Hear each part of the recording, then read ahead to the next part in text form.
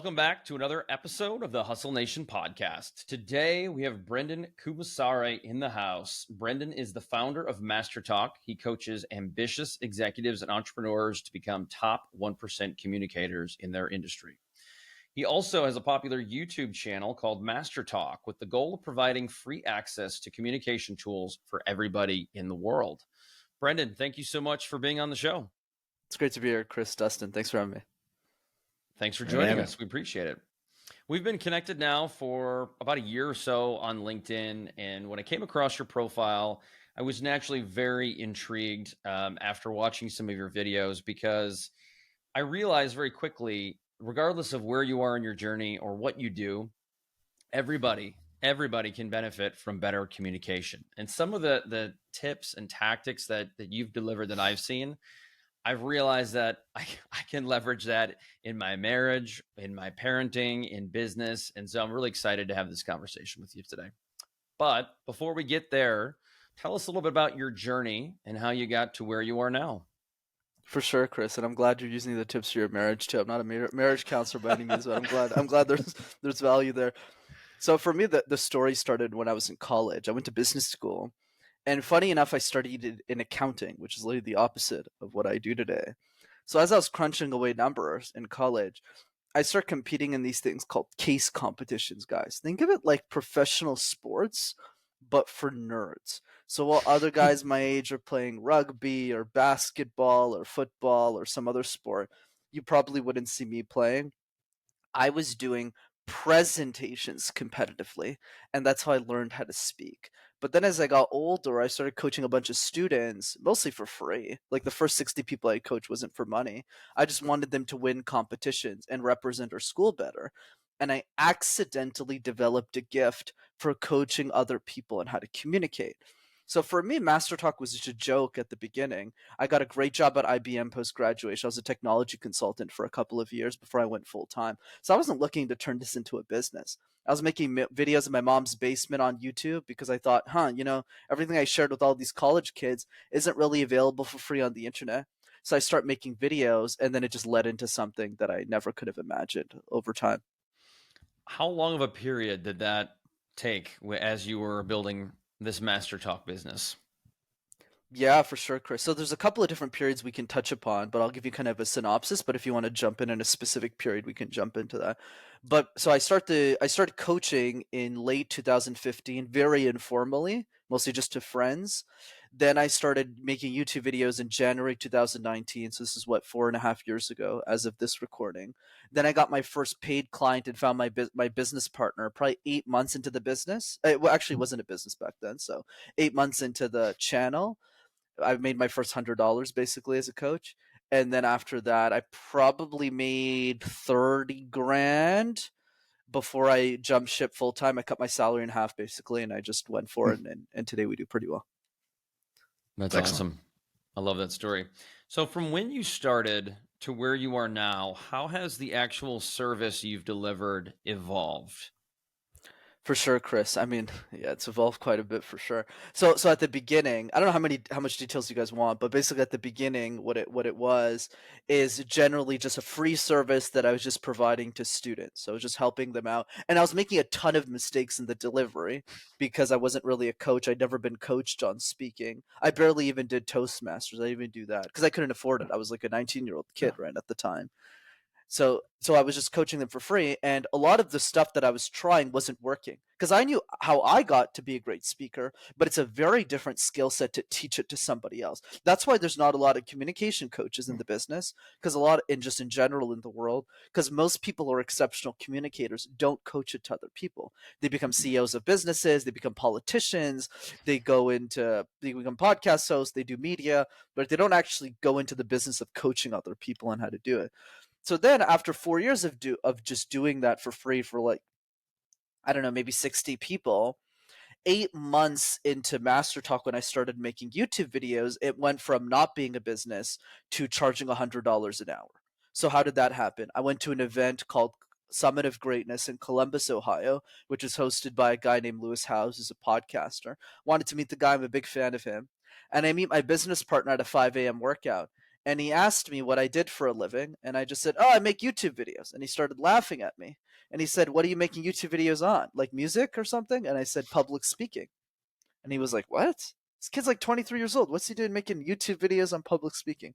Long story short, I'll skip a couple of parts. He watches my videos, he falls in love with my strategy, and he goes, "You're exactly what I've been looking for. You should coach my executives," because he was a leadership coach. "We'll charge them 3,000 a pop, and you'll take half of the revenue." And I just went, "What?" And he gave me 10 clients. And that's how it started. That's incredible. Yeah. I think it's interesting when you talk about the 5 a.m. workout. That probably seems very random, but we've seen this from so many different guests that we've had and the different successful people we've interviewed, that it seems random at the time, but it's because you're building behaviors and habits that surround yourself with other people that really want to be successful, right? I mean, not everybody in the world wakes up at 5 o'clock to go do a workout when you're out of town. Right. And I want to be clear, Dustin, because the other amazing that I'm sure much more successful than me on this podcast, they'll respond to a comment by saying, "Yeah, you should get up in the morning every day, 4:30. I'm always doing workouts." I wake up at 9 a.m. every day. Okay, I just want to make sure that's on the record.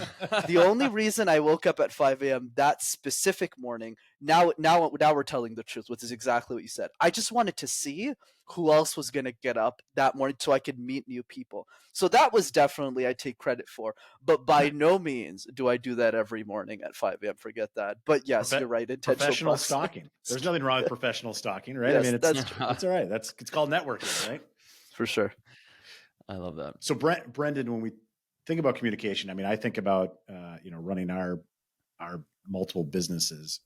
Everything always comes back to communication. And there's always this age old thing of, if it wasn't for miscommunication, everything would run really smoothly, right? Because the minute we're communicating as humans, we're miscommunicating in so many ways. And so as you're going down the path with coaching people how to communicate, I know there's some stylistic things. I know there's some things where you can sound more professional from a speaking perspective. But what is it about creating clarity of message? Because I feel like so often that's where things are missed, even if we're talking face to face with someone. Absolutely, Dustin. And you actually touched on a very important point indirectly in your question, which is communication as a subject is frankly very vague. Chris touched upon that too early in the interview because he said, "Oh, your tips kind of helped me with my marriage. It also helped me with my business. It helped me with my life. But so it's helpful. But now it's about thinking through, okay, but how do we practice this?" And I think that's what I brought to the industry in a way that's systematic and practical. That's why I always say communication is like juggling 18 balls at the same time, where one of them is having clarity of message. Another one is not saying ums and ahs when you're speaking. Another one is storytelling. Another one's body language. Another one's eye contact. Another one's smiling. So if you try and master all of these 18 balls at the same time, naturally you don't see much progression. So there's two parts to that. One is the answer to your question, which I'll jump into, and the second one is simply what are the three easiest balls to juggle? Because if you can juggle those three, which I'm sure we'll cover today, you'll build momentum really quickly. But let's touch on your point around clarity. Yeah. So really what clarity means at the end of the day is speaking more concisely. How do you say more with less words that when you're done speaking, people go, oh, okay, that's amazing. And here's the flaw with that question. The flaw is a lot of us are asking in the wrong context because speaking concisely on a podcast as a guest is very different than speaking concisely as a podcast host, which is also very different than speaking concisely when you're in a boardroom meeting with Elon Musk. Right? So it's a very different context. So the trick to speaking with clarity, guys, and to practice this is to pick one specific context that you want to get better at and say, how do I speak more concisely here? So one common idea in sales or in business is on a sales call. So a lot of CEOs, especially if they're doing less than 100,000 and they're getting on calls, they're just going all around the place. They're talking about their day. They're talking about just random things that aren't aligned to the specific objective of the call, which is to see if the prospect wants to move forward with the service or not. So that's one example where CEOs and business owners can say, how do I get better in that specific context? And then when I master it, go on to the next one, which might be like a boardroom meeting.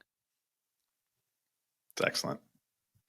And how do you compare the spoken word versus written communication? I mean, I think actually in our company right now, we have a campaign. We got t-shirts and stickers and all that called Email Sucks. And it's because we see that so often we're emailing either each other or clients or things like that. And inherently, emails are those communication devices that often get misinterpreted. People rehash it 17 different ways. So how do you kind of differentiate the spoken communication versus the written? For sure, Dustin. So I'm personally a lot more talented at spoken than written. But what I'll say is the way you work on those skill sets are a little bit different. So in the context of spoken word, what you want to do is you want to practice exercises like the random word exercise, where you take a word like phone and you create 60-second presentations out of thin air. So when you work on that muscle, kind of like anything else in our business, in our lives, or going to the gym, if you just do that drill a lot, you'll be a lot better at spoken word. Whereas on the written side, the game there is really just to write a lot. Right. So in my case, I wrote a lot, like probably every single day almost, until I got really good at social media copy. And I'm still not like one of the best people. I'm sure there's a lot of copywriters who are more talented than I am. But it's that delta from when I started to where I finished. And what ultimately becomes the tip, and then follow up if I didn't hit the nail on this, is like you have to really go into self-awareness. What am I personally talented at, and how do I fix the weakness? So if you're really good at spoken but really bad at written, then you want to challenge yourself to write a post on social media every week. You want to take an extra look at your emails to make sure you're a lot better. But if you have the opposite problem, which is actually really good, you're really talented at written, but you're really bad at spoken, what you want to do, quite simply, is you practice the random word exercise. And then from time to time, if you like what you wrote, you take a voice recorder out and you just sound out what you just wrote so that you get much better at spoken. So when it comes to the spoken part, you mentioned juggling 3 balls, and you did touch on that a little bit. What do you find are the 3 most common? And I'm sure it runs the gamut as you work with people over the last many years. For sure, Chris. So ball number 1, going back to the random word exercise, I don't care if the person's a CEO, high-level executive, they could be a coach, they could be a 7-year-old girl. It's the random word exercise. And the reason is really simple. Because if you could make sense out of nonsense, guys, you could make sense out of anything. So if you would talk about avocado toast or tea coasters or coffee, and you can make a presentation out of that word, when you go back to your subject matter expertise, life becomes 100 times easier. Like in Dustin's case, right, you run an insurance company. So if you're selling insurance every day, your products aren't really changing day to day. Like it's the same suite that you're selling. There might be some product innovation, but you're not waking up the next morning and saying, okay, we have to overhaul all of this. Yeah. It doesn't really make any sense. So if you would talk about avocado toast, when you go back to those day-to-day conversations you have with clients, prospects, other stakeholders, the game becomes a lot easier. That's one. The second one is called the question drill. We get asked questions all the time in our lives, guys. School, work, podcasting, sales calls, and a lot of us are not ready for the questions that life has in store for us. I'll give you an example with me. A few years ago, I wasn't that great at podcast guesting. I was really bad. I remember some guy came up to me and said, "Hey, Brenden, where does the fear of communication come from?" And I looked at the guy and I was like, "I don't know, man. Los Angeles? You tell me. Florida? I don't know." So how did I fix this? Every single day for 5 minutes, I answered one question that I thought the world would ask me about my expertise. So day 1 was, what tips do you have for introverts? Day 2 was, what's your vision for Master Talk? Day 3 was, how do you fix facial expressions? But if you do one question for 5 minutes, team, for a year, you'll have answered 365 questions about the business, about your products, your services, and you'll be bulletproof. And then really quickly, number 3 is video messages. So if you're the CEO of a business, what I recommend, if you got like a small shop with, let's say, 20 employees, send a video message to all 20 employees to just express how grateful you are to have them on your team. Goes a long way, and it's a lot better than a ping pong table. And the second strategy is birthday video messages. I have a Google Calendar that tells me whose birthday it is, and I send them a 20-second birthday video message with the stupidest hat that I bought for $12 on Amazon, and it makes people's day. I love it. the practice of that, using the muscle, right? Practicing the muscle, I think is so critical. I think about, for myself, to your point, our sales pitch certainly changes over time, right? Innovation changes.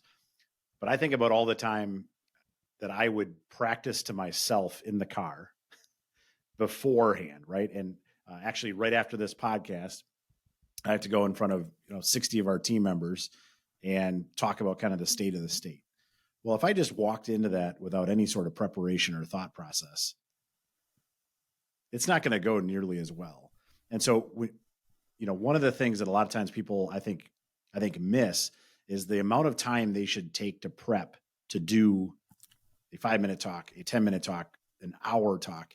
So what sort of guidance do you give from that perspective, right? If I have a event coming up or speech coming up, or even just a talk to my team coming up, what sort of kind of preparation and time should I invest to make sure that I am practicing that muscle ahead of time? Yeah, great question, Dustin. And really, there's two parts to that answer, especially since you're a great example of this because you're a busy executive / C-suite level executive. So for somebody like you, which I think is applicable to the audience, there's two parts to the conversation. One is asking ourselves, what is the one repeatable presentation in our business or in our life that we can keep recycling over and over again? The analogy I like to give at the gym to keep it simple is there's no personal trainer who's going to look at both of you and say, Chris, Dustin, you did 50 squats today. Let me tell you, you never have to do a squat for the rest of your life. Congratulations, you've won the game of squats. Nobody says you have to keep doing squats for the rest of your life. So it's the same analogy here, but it's about doing it in an optimal way. So oftentimes what I'll say is for entrepreneurs, it's usually the 30-minute educational presentation about their business. So in your case, Dustin, really easy for my insurance executives. It's always, okay, you're talking to the customer, B2C, face to face. It's a deep conversation. It's meaningful. You have to understand their life. So that's we're copy pasting that same presentation to every family that we're interfacing with. That's the repeatable presentation in the business, and that needs to be flawless every single time. And it leads to direct financial and impact for the clients that you serve. So that's one piece. I'm just using it as an example because you're there. The second part is now things get tricky because now it's not about what do we practice, but rather which presentation should we focus on, because we can't nearly prepare as much as the other presentation because our lives as CEOs, as people, will change day to day. So now it's about saying, for one, within the next quarter, what are the 3 most important presentations in my business outside of the repeatable one? So that could be a big keynote that you're delivering to 150 people where there's potential prospects or clients. The second one could be a stand-up meeting, especially if things are looking really bad right now, which probably isn't the case right now, but I'm just using it as an example, right? That could be the second one. And then a third type of presentation, I'm just kind of just giving examples here. A third one could be a podcast, like a massive show that you're on that could really blow up your personal brand. So whatever I advise somebody at the CEO level, it's never about saying, let's prepare for everything, but rather taking a step back and going, what are our big 3s for the quarter? And how do we spend 70 to 80% of our energy on that? And the other 20% building our foundational skills, doing the random word exercise a lot, doing the question drill a lot. So that way, when we get onto a podcast like this, or when we get onto impromptu conversations or presentations, we don't have to spend too much time prepping or thinking about it and getting a great result regardless. It's excellent. Yeah, I think about just a lot of different events I've gone to and speeches I've gone to where, maybe it's even a 5 or 10 minute speech, and somebody will come up to me after and be like, well, did you just kind of wing it? I was like, there's no way and I'm not necessarily a script guy, but yeah, no, I probably rehearsed my talking points and how I was going to open, how I was going to end, kind of what were the kind of key bullet points I was going to hit on. If I was speaking for 10 minutes, I probably practiced for an hour. And, certainly someone that is a lot more skilled than me probably could do that in less time. And somebody less skilled might need to take more time. But, the idea being, I've always kind of looked at, I want to be spending, depending on the level of complexity, but, certainly 5 to 10 times the amount of time I'm actually going to be having that talk. I want to practice on it. Now, to your point with the, probably 50 or 60 team members I'll be presenting to. It's state of the company, right? So I know it. It's the bullet points, but I still have, I have my thoughts organized as to what am I hitting on first, second, and third. So, as you're kind of teaching someone as they're going through, what are maybe a tip or two that someone can use to prepare for maybe that most uncomfortable speech, right? So we all have those where it's like, I've never done this one before. So, what's the, maybe a tip or two that we can prepare to really knock it out of the park? For sure, Dustin. So for me, there's two parts. One is building the foundation, which is when you do the random word exercise, the beauty of that drill is because you're talking about absolutely nonsense. When you go back to your subject matter expertise, it doesn't really matter what type of presentation it is. We still might be nervous, but internally we'll go, well, I talked about coffee and avocado toast. I'm sure I could talk about this insurance game or any other game, right? Coaching business or anything like that, or bakery, because you've done it. We've done it for so long. That's one piece. The other piece is how do we prepare optimally? There's obviously, we can spend the whole podcast just on presentation structure, which will be boring. So instead what I'll do is I'll give you an easy tip that applies for any difficulty of presentation that very few people do, I found. And it's called puzzles. And we'll ask this question to Chris. So we all know what jigsaw puzzles are, right? Like those little things that we put together as kids or as adults. So the question for you, Chris, which is very simple, is when you work on a jigsaw puzzle, which pieces do you start with first and why? I start with the corners and then I start building out the border. Exactly. So just give us a 10 seconds as to why. That's correct. Okay. Well, to me, it's easiest to locate the four corners. And then from there, generally, you can understand what is the color of the perimeter, the border. And by doing that, it gives you a really good starting point, because the most difficult part is usually the middle or the inside. So I feel like by giving yourself some momentum, by starting off with success, it's going to feel less challenging as you start to move forward into the more challenging part. And to me, once you're committed, usually you don't quit on it.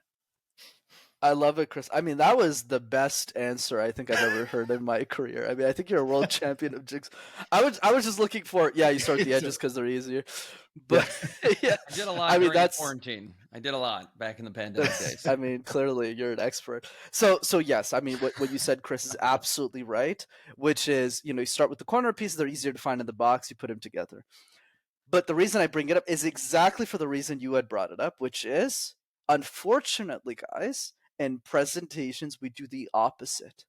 We shove a bunch of content down the middle. We ramble throughout the whole presentation, and then the last slide sounds something like this. Thanks. Not the right approach. So instead, similar to exactly what you said, Chris, you find successes to build up momentum when you start at the edges. That's exactly what you should be doing in presentations too. Work at it like a jigsaw puzzle. Start with the edges first. Work on your introduction and practice just the intro 10, 15 times until it's perfect. So everybody's going to be up in arms about doing it 10, 15 times. What are you talking about? I have time to do it 10, 15 times. Your introduction's 2 minutes. This is a 30-minute exercise or less, because it's not going to take a long time. And then when we've mastered the intro, we go to the conclusion. What's a great movie? What's a great TV show with a terrible ending? Last time I checked, terrible TV show like Game of Thrones, right? So it's the same thing. Ending 10 times, 15 times until it's perfect.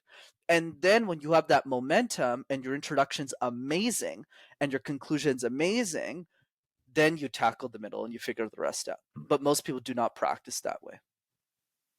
I think that's the hardest part, though, is getting a presentation, and someone like me who you want to go up there and you want to impress the audience. So you feel obligated to give them as much as possible when we know in the back of our mind that's actually one of the worst things we can do. So distilling it down, you made a comment earlier about trying to find that niche, trying to hyper focus on something. So I'm a marketing guy, so often I talk about social media, which is actually a very broad term, even under the marketing umbrella. Even talking about Facebook could be very broad. So it's like continuing to get down to one thing so that you can stay very laser focused. But I find when you talk on a broad topic, it is really hard to stay laser focused on something. So to me, that as a speaker who's still kind of building momentum and trying to improve, I always ask myself is this topic going to allow me to stay laser focused? Because I feel that there are times I've had great presentations, or at least they felt good, but then you're like, no one's paying attention. It's like, because I spoke at 10x speed and I gave them too much information and I lost them. It's a very, very good point, Chris. That's why it's so important, especially in the context of CEOs, which both of you are. It's really about saying, okay, what is that one presentation that I need to nail every time in the business? And that's going to be a presentation on what the core product that you're selling. So for me, it's a keynote on communication. It's a workshop that I'm giving to corporate executives on communication. Because obviously, if I don't know how to deliver that, why are they going to pay me money to go into different companies or sign up their executives for the coaching service? It's not going to work. Yeah. So then we do that, but you put 80% of your focus on mastering that. So that could mean a bunch of different things. One could be doing it virtually, recording it and rewatching it. That's obviously the easiest one. The second approach is to get key people in an audience to give you feedback. That doesn't even have to be a coach. If you can afford it, it's a coach. If not, it's buddies. It's people in your life. It's friends and family who are taking notes and being just viscerally honest with how to make this better. And then the third piece is really to see what are the other stacks beyond just the presentation, because presentation is just one part of the core business, right? It's also how are you presenting on video and social media? How are you showing up as a podcast host, if that's a core part of the strategy? How are you showing up on industry panels if you're being asked to speak at like a social media marketing industry panel with 3 other heavy hitters? How do you make sure that you stand out on that panel too? So there are just a couple of different use cases. Speaking of the selling, and typically if you're going to keynote, a lot of times hosts ask you not to sell anything. However, I feel like there are plenty of ways to build the authority to garner the interest that people might want to inquire after. But how do you do that? Whether it's a keynote or not, how do you get to the point to where you can make that pitch where you can conveniently, or I'll even call it seamlessly, transition to you'll want to buy my service because of this? To me, that's actually one of the hardest parts of a presentation. Absolutely. And for me as well, by the way, for me as well, right? It's something that we have to keep working on, because the way that we'll deliver will depend who the audience is and what the situation, what the context is. But there's kind of 3 main areas that I think have made our webinars successful. The first one is value. The second one is delivery. And the third one is a clear CTA, call to action. So let's start with value. So let me be very specific, because a lot of us in business, we talk about adding value, but most people don't actually add value in quotation marks. So what does adding value actually mean? So Chris Do has a great definition of this. He says, adding value I define as tell me something I don't already know about my industry, about your subject matter expertise. So if you talk and I go, well, I already knew that, you're not really adding value. But if you're creating new knowledge, or, which is equally as valuable, packaging it in a way that has never been packaged before, then people will take a step back and go, oh, interesting. So I think the first part, before we even talk about the delivery, is really just focused on what are we prioritizing as information in this keynote so that people walk away with, at the very minimum, thinking, I have never heard this before. And I think recently in the thought leadership space, one person I would call out as an example that I honestly model after is Alex Hormozy. So it's not like he's sharing that much new information on how to build a business. There's plenty of people who have built much bigger businesses, because the biggest business he's built exit at like 40, 50 million. It's like he's built $1 billion company or anything. So it's impressive, obviously, but he's not like the most successful entrepreneur of all time. But man, the way that he packages it, at the volume he packages it, is very impressive, right? So that's really value, what it means. That's one. The second piece is delivery, which I won't spend too much time on. It's really mastering the 18 balls, making sure that as we're delivering the content, the value that's differentiated, you're not talking like this, hi guys, it's really, no, right? You're focusing on the delivery of how you're sharing that value. And then the final piece is a clear CTA. So going back to your point, Chris, you're right. Most stages you should not pitch. You're not allowed to. And I also don't really advise pitching if you can avoid it. For me, I always like taking the approach. Even on my webinars, I don't sell at all. Actually, I use a soft close. So a soft close could take various different formats. So in our webinar, a soft close is if you're interested in hearing more about coaching, if that's something you're really serious about, only if you're serious, book a free call with us. That's the CTA. If not, don't worry about it. And then those people we sell privately on the offer. And since you followed me on social media, Chris, you know this because you followed me for a year. Today was literally the first day ever out of all my posts that I mentioned that I even had a program, right? Like because my prices are increases today. It just happens to be the day we're recording, right? So I'm starting a campaign around that. But the point is, before that date, because you've followed me for a long time, you've never heard about the program, you've never heard about the pricing, you've never heard about all that because we implement soft closes in our business. So we give something away for free, and then people want to go deeper, they'll do that. That's one piece. Another way, though, and then I'll stop talking, is in conferences, the call doesn't work as well because there's a Calendly link, and then they have to click the link. So what I prefer is like QR codes to like a specific social media account where you can DM them. We like LinkedIn personally because it's really easy to DM people after the conference, or Instagram. I like it. I love it. That's an interesting take because Dustin and I have had some online events and we talk a lot about how do we get people into our ecosystem, and we don't just want to sell them right away. You want to build them up, build warm so that they want to work with you, because you don't want people who are really not that interested. You want people who are really interested. And I think taking your approach is a great way to do that. I want to go back, though, a couple steps. You talked a few times about the ums and the ahs. I've known some really great leaders who are okay at communication. The best leaders I know are typically the best communicators. But even still, nobody is immune to the ums and the ahs. So if you know that's something you need to work on, which I've gotten better, I still need some work on that. What are some tips and tricks that we can implement to just progress with that? For sure, Chris. So the first part is understanding where they come from. So the reason is quite simply this: to buy ourselves time. So let's say Dustin asks me a question. He goes, "Hey, Brenden, talk to us about your business model." And I go, oh, right, Dustin, here's what I wanted to say. We're using ums and ahs to buy ourselves time because we don't know the answer to what somebody is asking us, or during a presentation, we forget what we want to say next. And we learned as a behavior when we were kids in elementary school, because we'd always present to topics we hated to students who didn't care to listen to us. That was always graded. So if you didn't do a great job, you would lose marks. So every time you get nervous, you go, and that's where we learned the habit. So that's where the why comes from. So now how do you fix this? First way to figure out how to fix this is understanding what exceptional speakers do differently. Because they're not smarter than us. They have to buy time. They'll just do it differently. So instead of going, they'll just do this.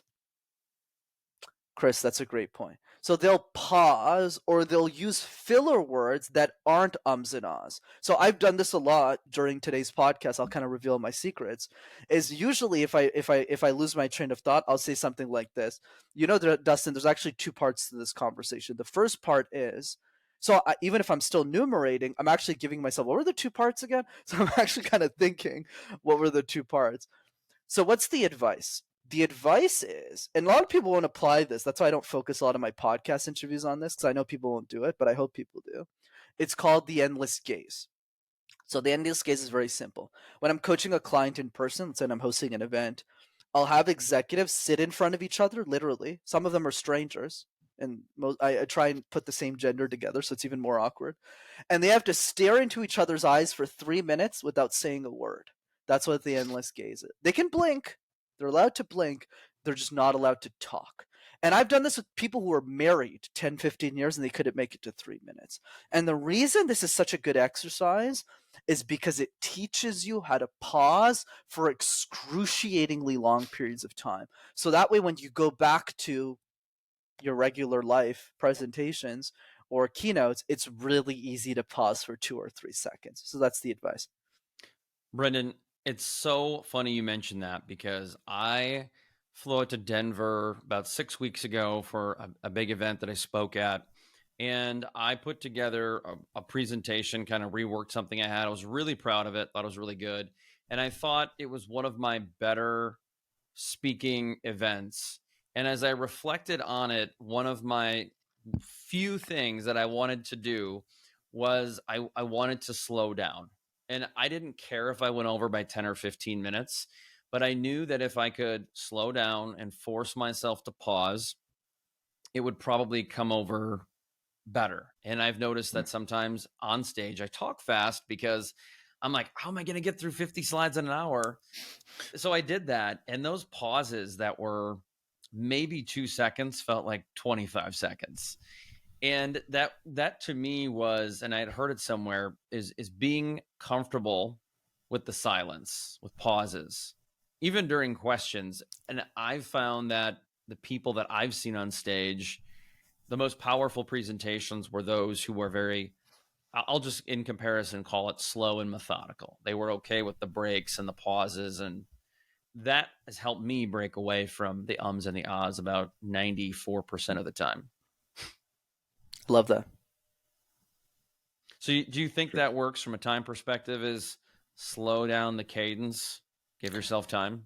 For sure, Chris. Honestly, the only thought I had is the way that you present 50 slides in an hour is you don't have 50 slides. You have like 40. that's the only thought I had. But definitely your point on pausing was very astute, right? The only nuance I'll draw is the way you speed up that learning. Because I used to say filler words all the time. Whereas now you'll notice that I barely say any because I'm very quick now to replace them with pauses like I just did right now. But that took a month. When I was 19, that's when I got rid of all my ums and ahs kind of for good. I booked 30 days, and I literally just said, I don't care if I say gibberish for 30 days. I need to make sure I don't say ums and ahs. So I would speak, and I would just go, and I would just do that. And then eventually the tick kind of just wore off. Awesome. I love the story. I love the insight. And if it wasn't for me not hitting record in the beginning, we'd probably have another 5 minutes to ask you some questions. But I understand you're tight on time, so I want to give you a few moments to tell our audience where they can find you and what you have going on right now. For sure, Chris. Thanks so much for having me on the show, Justin. Chris, it's great to be on. So 2 ways to keep in touch. The first one is the YouTube channel. So you can type Master Talk in one word, and you'll have access to hundreds of free videos on how to speak and share ideas. The second way to keep in touch is to join one of our free trainings. We do a live one on communication every 2 weeks, and I facilitate it myself. It's a lot of fun. It's live. It's interactive. And if you want to jump on that free call, go to rockstarcommunicator.com. Great URL. I love that. All right, Brenden, thank you so much. We'll put the links in the show notes. And thank you so much for tuning in today. We appreciate your ears, the reviews, the downloads, all that good stuff. Thanks for listening. Have a great day. Peace.